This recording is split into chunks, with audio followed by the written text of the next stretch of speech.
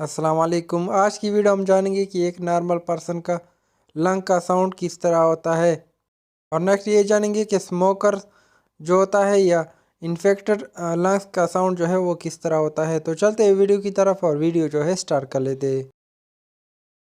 Stethoscope की मदद से जब हम नॉर्मल पर्सन का लंग चेक करते हैं तो उसका साउंड कुछ इस तरह होता है।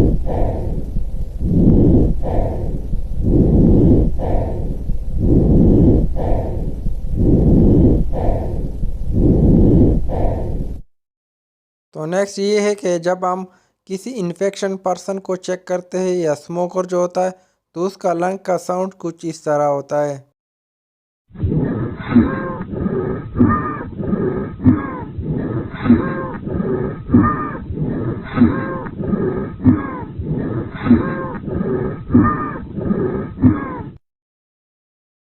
तो इस वीडियो को सुनकर आप किसी भी पर्सन का लंग्स जो है चेक कर सकते हैं और आप मालूम कर सकते हैं कि इनके लंग्स में इन्फेक्शन है या ठीक है।